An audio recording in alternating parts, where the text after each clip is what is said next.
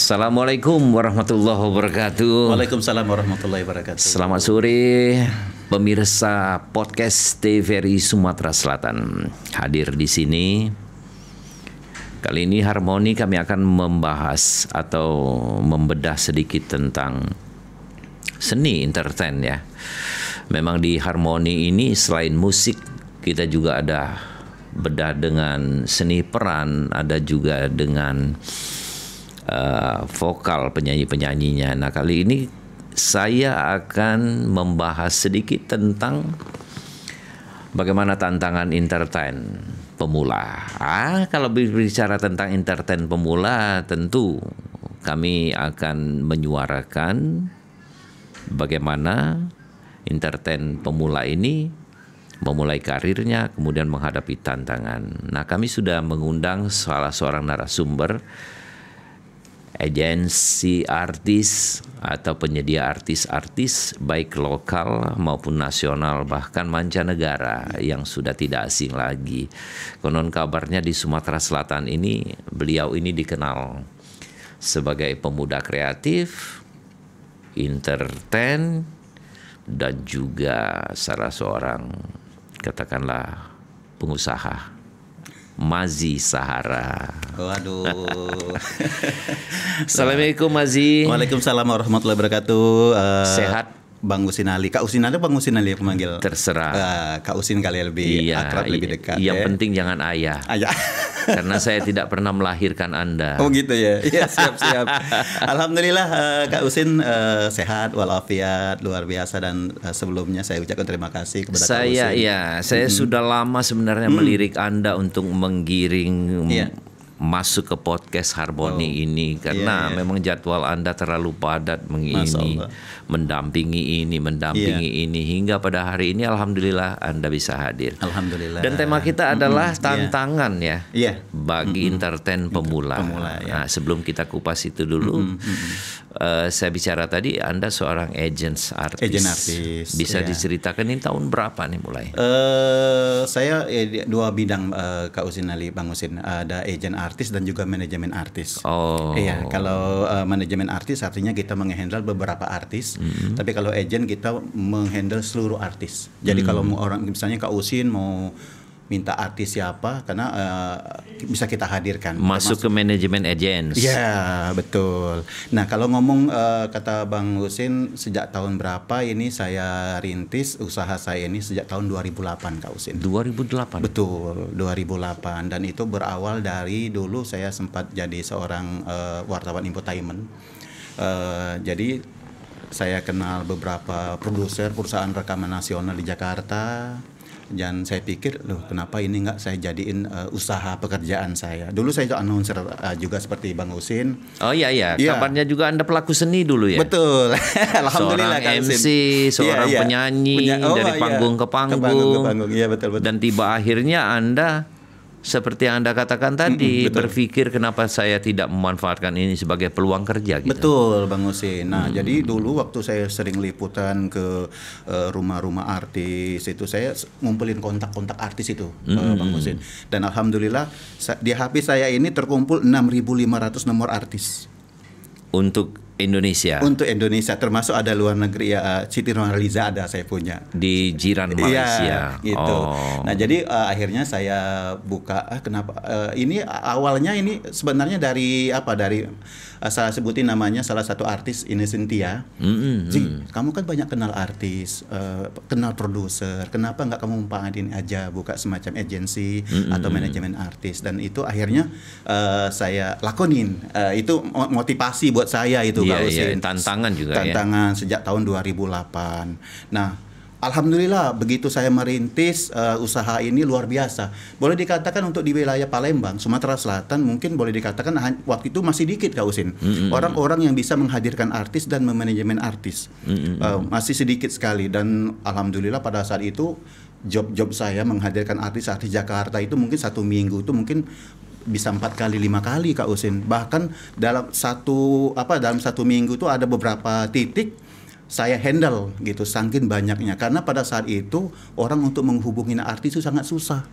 Ya Gitu. tapi konon kabarnya saya mendapat selentingan isu Iya. di saat saya jadi penyiar radio dulu, Anda salah satu penggemar saya katanya. Betul. Benar sekali Kak Husin. Aku ini penggemar idola. Pada Iya. saat itu saya Ingat enggak namanya siapa? Husin Ali. Yang dulu-dulu Iya. waktu di radio. Kalau di radio saya pernah dengar, tapi namanya Bang Husin. Kalau di radio saya nggak ini, tapi yang saya ingat itu waktu di TPRI zaman Oh, di itu TPRI. Bang Husin pembaca berita. Oh, bukan lagi luar biasa. Kenalnya waktu baca berita ya. Baca berita yang saya tahu di TPRI itu baca berita yang paling jitu, paling beken pada saat itu Bang Husin Ali, Bang Ridwan Ripai, terus ada satu apa sih? Muksin. Ya, ya. Jitu bukan Samsu ya. Bukan. Terus ada satu lagi siapa yang saya ketemu di Bandung, di TPRI Bandung waktu Meli ya. Oh, Ibu Meli. Ibu Meli. Ya, gitu. Di sini dia di KMB ini. Betul. Oke, kemudian ya kesini-sini tentu banyak yang Anda lihat kalau Anda memegang artis-artis ya. Tentu kan Anda mengikuti nih perkembangan entertain. Betul Bang. Perkembangan dari pelaku-pelaku seni ini sendiri. Karena tidak mungkin Anda bertahan dengan penyanyi ataupun artis-artis lawas itu terus. Betul. Nah, Ya. yang pasti kesini segala macam Iya. kan. Nah, ini tiba di topik bahasan mungkin. Bagaimana Anda melihat tumbuh kembang dari artis calon-calon penyanyi yang ada sekarang? Katakanlah mereka harus ikut melalui jendela ataupun Iya. jembatan audisi-audisi Betul. yang dilaksanakan di televisi swasta nasional. Nah, bagaimana ini Anda melihat tumbuh kembangnya nih? Kalau melihat seperti ke situ luar biasa Bang Husin. Kalau apalagi untuk di Palembang, Sumatera Selatan ini luar biasa, bibit-bibit penyanyi pemula ini luar biasa. Kita mungkin kenal ada Rara Lida, ada Sri Devi, dan kemarin juga Palembang juga sempat ada yang namanya event Forza Idol, ada penyanyi lokal asal Palembang juga juara 1 karya Rhoma Irama, itu luar biasa. Nah, jadi adanya ajang-ajang festival dangdut untuk para pemula-pemula yang ada khususnya di Sumatera Selatan ini sebenarnya itu peluang bagus bagi mereka untuk mengembangkan karir mereka ke dunia tarik suara, dunia dangdut khususnya. Tapi setelah mereka keluar dari ajang festival tersebut, nah mereka ini mau kemana? Ialah mereka butuh jasa orang-orang seperti kami di manajemen artis ini. Nah, kayak gitu Bang. terkadang Husin. yang saya lihat ini Mas ya. Iya. Mereka kadang-kadang ikut manajemen artis, manajemen katakanlah manajemen agents penyedia artis yang Iya. ada di pusat. Iya. Nah, mereka masih katakanlah menderita. Ini kalau dari kacamata Anda apa nih penyebabnya mereka kadang-kadang tidak dapat job, Iya. sudah harus mengeluarkan uang sewa rumah, uang makan, sekalian uang jajan mereka, gimana nih? Itu tergantung manajemen yang mereka ikuti Bang Husin sebenarnya ya, tergantung ya, karena sekarang ini stasiun TV swasta juga merangkap punya manajemen artis kayak gitu kan. Nah itu tergantung dari mereka bagaimana manajemen mereka untuk menghandle artisnya supaya cepat dapat pekerjaan kayak gitu.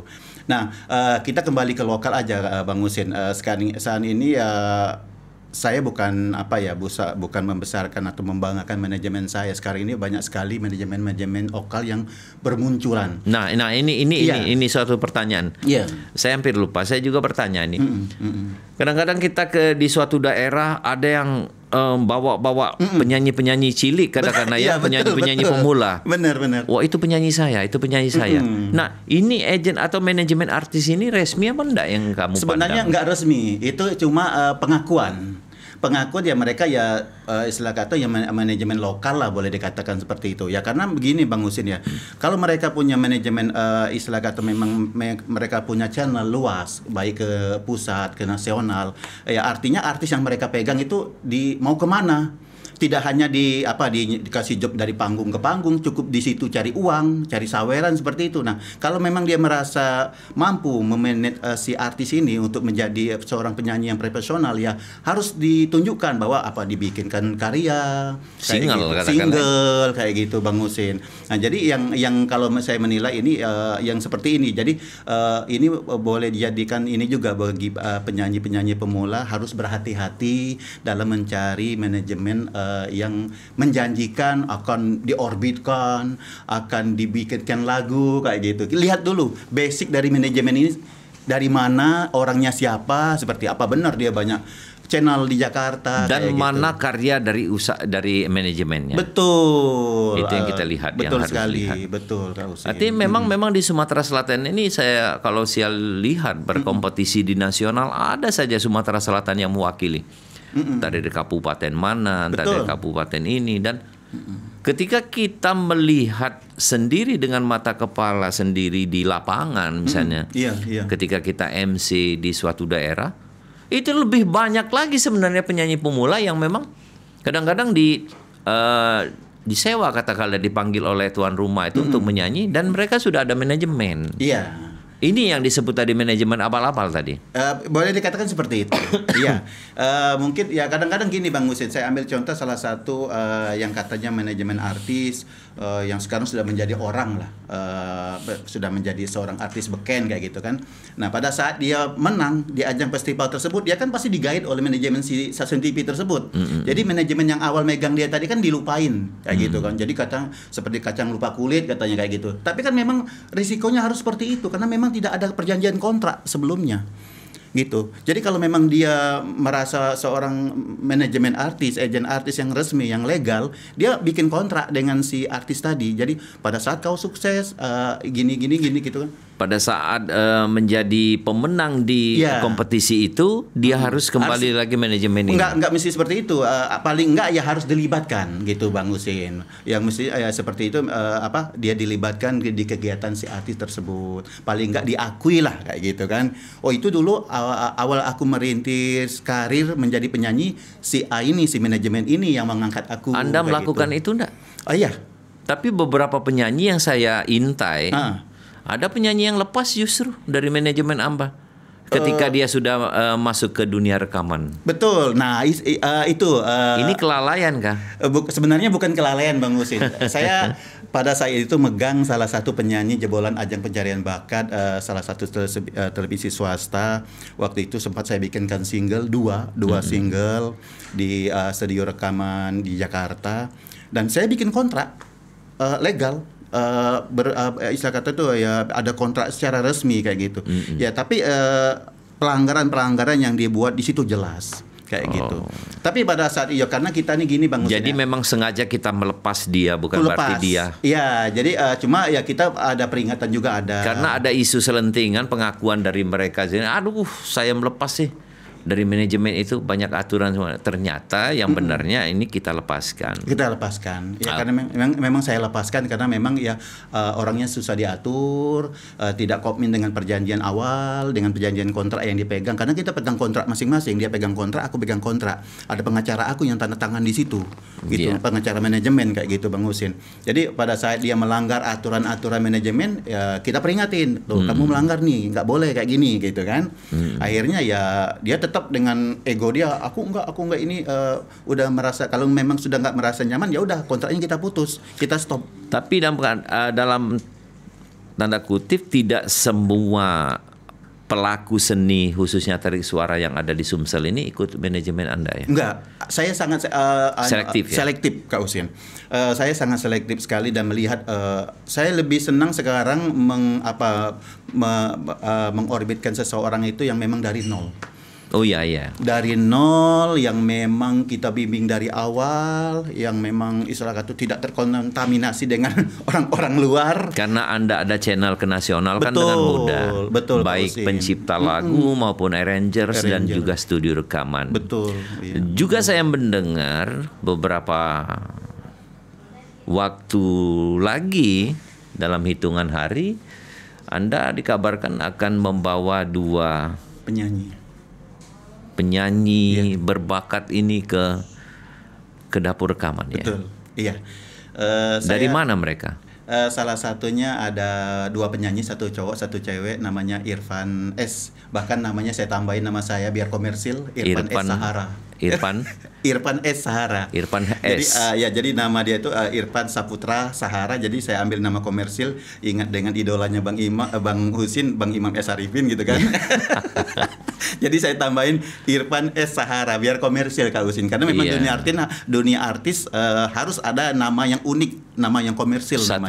Satu lagi namanya Dipa Kaiza. Dipa Kaiza. Itu dari mana mereka? Kalau Dipa Kaiza ini dari daerah salah satu desa di Kabupaten Muara Enim, Desa Niru namanya. Kabupaten Muara Enim.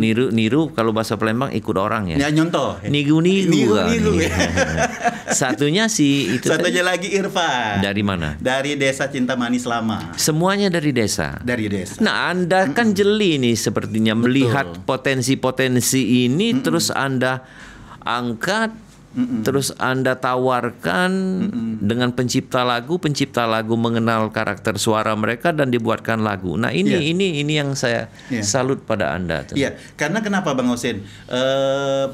Teman-teman pencipta begitu saya menawarkan talent, boleh dikatakan talent, artis saya itu mereka pasti yakin deh kalau MZ Manajemen yang ngajuin, aku yakin pasti bagus karena memang ya alhamdulillah ada sedikit pengetahuan, kita bisa menilai ini bagus, anak ini.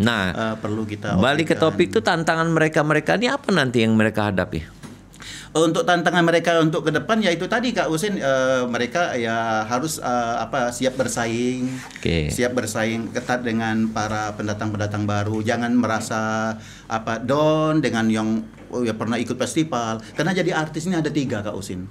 Jadi seorang artisnya ada 3. Pertama dari dia ajang festival, kedua dia punya uang, misalnya Kak Husin nih punya uang, saya pengen bikin album gitu kan, walaupun suara nggak kurang bagus, tapi karena punya uang dia bisa rekaman, bisa jadi artis. Jangan nyindir, langsung aja suara Kak Husin misalnya nggak bagus. Enggak contoh Kak Husin.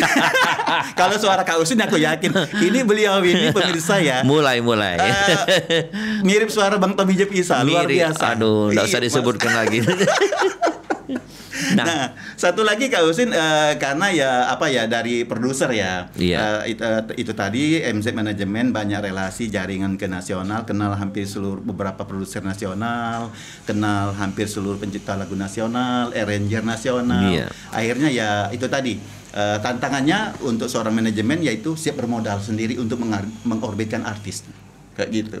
Justru piramida terbalik. Kalau di yang saya kenal tuh seorang manajemen ini dijadikan ajang bisnis untuk mencari pemula yang menciptakan duit untuk manajemen. Betul. Kenapa kamu justru tahan mengeluarkan duit dari saku sendiri itu? Enggak, ya karena gini Bang Husin ya. Kalau sekarang kan kita melihat potensi ini kan ya kadang-kadang artis yang kita pegang ya datang dari golongan orang yang kurang mampu. Tapi dia punya potensi, tapi dia berkemampuan di bidang tarik suara. Kenapa tidak kita bantu seperti itu Kak? Karena dia punya potensi Kak Husin ya. Kalau dia mau ikut ajang festival ya mungkin persaingan sangat luar biasa ketatnya kayak gitu. Tapi kalau perlu digarisbawahi, saya potong ya, tantangan ke depan ini tentu persaingan yang harus dihadapi bagi entertain pemula ya. Betul. Dan mungkin juga harus berkarya ya. Berkarya. Jadi itu tadi berkarya, dia belum jadi seorang artis kalau belum punya lagu. Itu ya. Iya. Belum ada single, belum jadi artis. Single ada tapi tidak ditonton orang.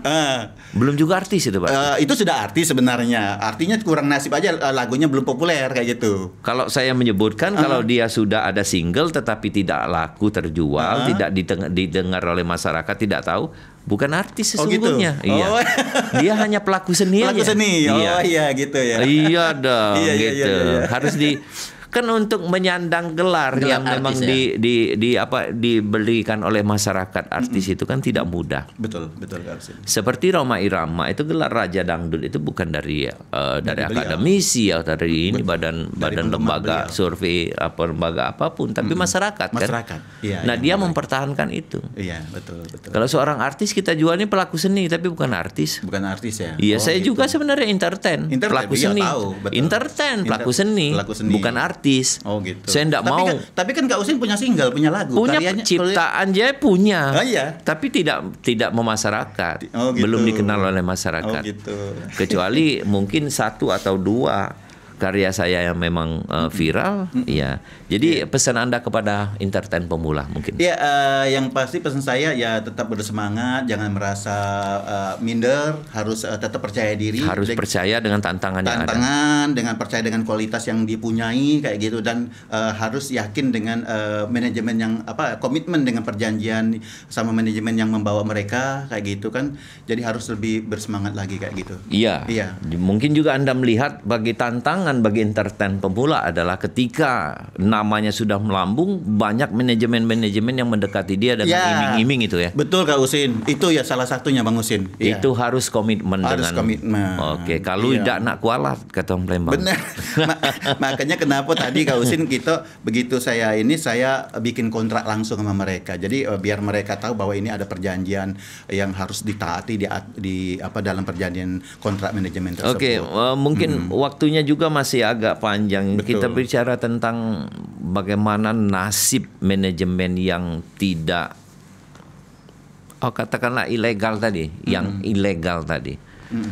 Mungkin mereka akan ditempa sebagai biduan sawer saja kali ya.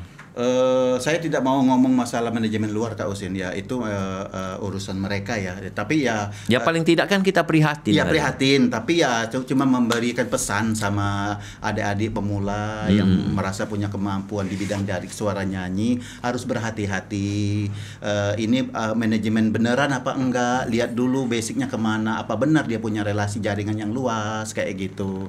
Jadi ya kalau cuma direkrut nyanyi dari panggung ke panggung kayak gitu ya, cuma cukup di situ aja, buat apa kayak gitu kan? Cuma dibikin cari saweran, dikasih kostum yang memang ala-ala artis kayak gitu. Dan sebenarnya gini Kak Usin, kita merekrut seorang penyanyi itu tidak hanya memperhatikan dari segi suara, penampilan juga harus kita perhatikan. Kayak gitu. Dan juga harus disesuaikan dengan yang namanya usianya.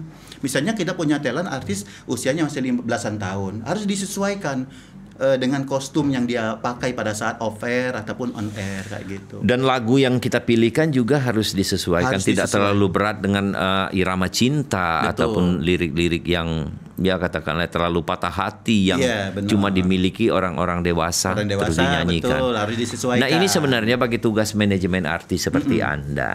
Anda juga sebagai penyalur mungkin ada saya titip pesan juga sedikit kepada Anda, mungkin bisa dihidupkan kembali ya lagu-lagu lirik yang bernafaskan edukasi, mendidik seperti dulu-dulu. Lagu-lagu anak-anak dulu yang dinyanyikan oleh Adi Slamet dan kawan-kawan itu kan sangat mengedukasi. Nah, sekarang kan sudah miskin kita, sudah tidak ada lagi. Bisa enggak suatu saat Anda menciptakan penyanyi-penyanyi cilik yang memang nanti hubungannya dengan pencipta lagu luar untuk diangkat kembali? Bisa Bang Usin. Tapi sekarang untuk pencipta lagu anak-anak ini memang terbatas sekarang ini. Kalau dulu kita kenal ada Papa Tebob kayak itu Bang Usin, sekarang udah almarhum kayak gitu.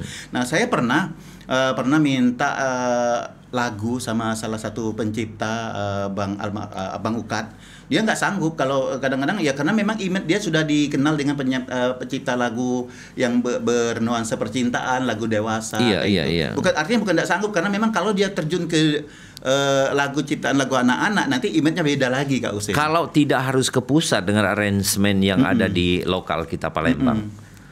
Dari kacamata Anda bisa enggak nih? Banyak enggak musisi-musisi yang bisa ke arah sana? Ya sebenarnya bisa saja. Mungkin termasuk Kak Usin kali bisa.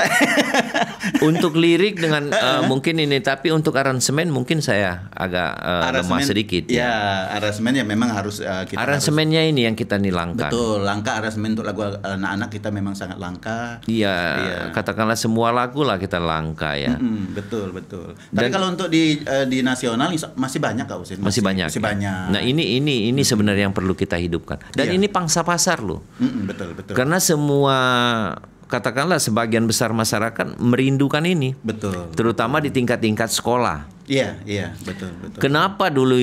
Kenapa secara berangsur sekolah, katakanlah SD tingkat sekolah dasar tidak lagi memuatkan muatan lokalnya untuk misalnya muridnya tampil nyanyi ke depan karena itu tadi tidak ada lagi lagu anak-anak. Betul. Seperti yang kita lihat di SMP misalnya. Betul. Mereka berkaraoke lagu-lagu dewasa. Lagu-lagu dewasa. Dan ini perlu Anda pikirkan, Anda pertimbangkan ke depannya. Ini tantangan juga untuk entertain pemula. Betul. Entertain pemula ini umumnya di bawah usia 20 kan? Iya, betul. Di bawah usia 20 katakan dia di bawah usia 15 lagi ini masih potensi dan ini tantangan untuk mereka. Benar. Mau membawakan lagu yang percintaan atau lagu yang katakanlah anak-anak. Lagu yang mendidik. Lagu yang mendidik, memberikan edukasi. Nah, ini Anda harus ini satu tantangan juga bagi Anda. Betul. Terpikirkah oleh saudara? Setelah dikasih tahu Bang Husin baru terpikir sekarang. Karena saya sekarang beberapa tahun ini fokusnya hanya ke lagu-lagu tentang lagu dewasa, tentang percintaan kayak gitu kan. Karena saya ada menulis beberapa lagu yang bernuansakan anak-anak. Ada ya Bang Husin ya? Iya. Yang pertama kesulitannya mencari siapa yang mau menyanyikan ini. Oh iya betul. Iya. Yang kedua tentu siapa yang mau mengaransemen ini. Aransemen lagu. Ada beberapa teman bilang ya kami siap aransemen kalau ada penyanyinya. Nah penyanyinya ini betul. Yang tidak ada. Saya ada beberapa lagu yang memang ada pop ya. Ada pop ya. Ada dangdut pop. Iya. Ada sejenis Melayu. Tapi liriknya saya buat yang mengedukasi yang anak-anak. Yang cenderung misalnya berkisah tentang bagaimana dia selalu mengenang jasa ibunya, selalu berharap doa kepada orang tuanya, terus selalu mengenangkan bagaimana aku akan menggapai cita-cita yang kuinginkan. Nah itu ada sebenarnya. Oh gitu Bang Husin ya. Iya. Kalau Anda bersindak, inilah boleh, jadi bahasan kita tema tadi adalah tadi tantangan entertain pemula. Iya. Iya. Nah, untuk menyelenggarakan event-event ini, event-event yang ada di Kota Palembang, katakanlah skup kecil aja untuk mencari bibit-bibit pemula. Iya. Masih kurangkah atau masih perlu ditingkatkan ke arah yang lebih serius ini bukan? Kalau yang ke arah yang lebih serius sangat masih kurang Bang Husin.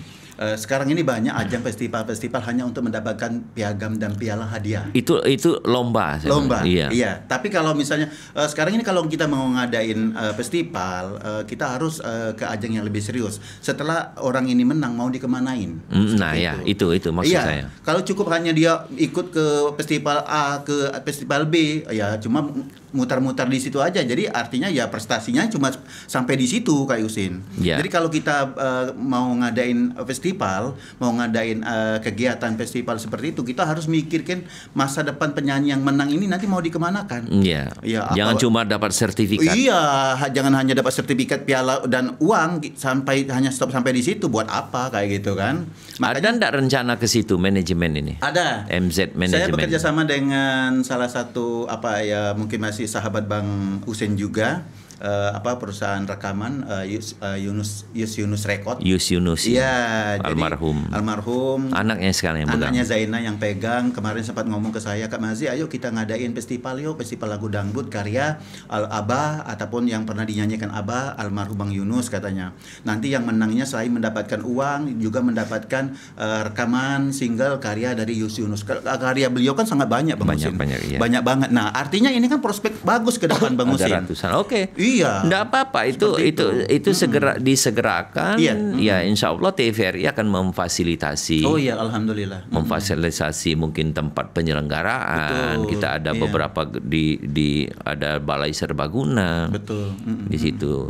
Ya silakan saja. Iya. Asalkan untuk lebih berkembangnya pelaku-pelaku entertain, pelaku-pelaku tarik suara yang ada di Kota Palembang ini. Maji sepertinya kita harus menyelesaikan pembicaraan ini. Oh iya, tanpa terasa ya Bang Husin. Iya, tanpa terasa ya. Iya. Kita terima kasih sekali lagi kehadiran Anda sama-sama, di podcast Bang Husin. Saya juga terima kasih TVRI Sumatera luar biasa Selatan. bisa hadir di Mudah-mudahan ke depan gagasan yang kita bicarakan didengar pelaku seni lain dan berinisiasi untuk melakukan kolaborasi dengan kita. Betul. Membuat satu festival atau menciptakan lagu-lagu untuk pemula. Betul. Maji Zahra, terima kasih, semoga Anda sukses. Sama-sama Bang Husin. Amin. Ya. Baik pemirsa podcast Harmoni TVRI Sumatera Selatan, 30 menit kami sudah bersama Anda. Dan buah dari pembicaraan yang kami bahas adalah bagaimana kita menciptakan generasi interviewer ataupun generasi entertain ke depan lebih baik lagi dan lebih mencintai tanah air. Terima kasih. Wassalamualaikum warahmatullahi wabarakatuh. Waalaikumsalam warahmatullahi wabarakatuh. Nah, itu tadi jadi pembicaraan tuh mungkin